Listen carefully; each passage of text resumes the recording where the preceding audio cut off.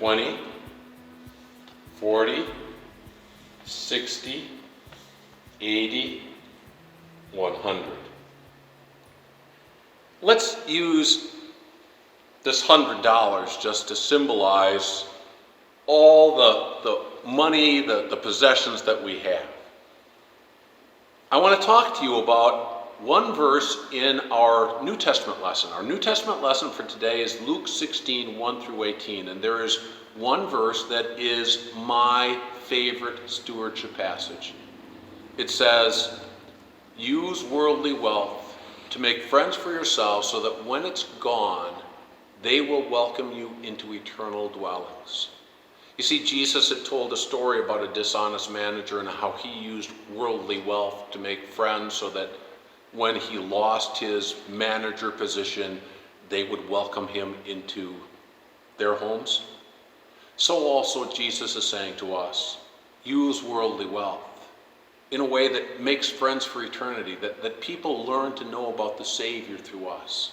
So what does that mean as we take a look at what God has given us? Does that mean, whatever we give as an offering, maybe it's $20 or maybe it's 20%, that is used to make friends for ourselves so that when it's gone, they'll welcome us into eternal dwellings. That's used to bring people closer to the Savior. It's not what Jesus said. He didn't say use a part of worldly wealth to make friends for yourselves so that when it's gone, they'll welcome you into eternal dwellings. He said use worldly wealth, all of it. And see, this changes the way we think about what God has entrusted to us. So, our offerings, whatever percentage that is, whether it be 5, 10, 20%, that's used to make friends for ourselves, to let people know about the Savior's love. But what about the money you spend on your mortgage? Yep. Why own a house? Or why rent? This is the way you show love towards maybe family members or friends. You use that possession to help people see that you love and care not just about you, but about them. Or the food that you buy, or the car that you own. Even the vacation money and going out to eat. Why do you take somebody out to eat? Isn't it because you want them to know that you treasure them, that they are important to you, and that little evidence of love is just a reflection of the Savior's love for you and for them? You see, don't use just a part of what God has given us. Jesus is saying, use all of it to make friends for yourselves. Every dollar we spend, how is this helping people see the love of the Savior through me? So again, that's Luke 16, 1 through 18.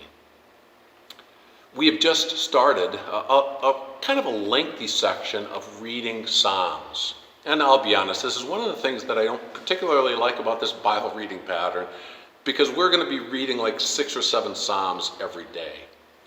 And so what I'd encourage you to do is just, as you read through a Psalm, you can't meditate on each Psalm to read through that many, but maybe just highlight one verse that just really jumps out at you.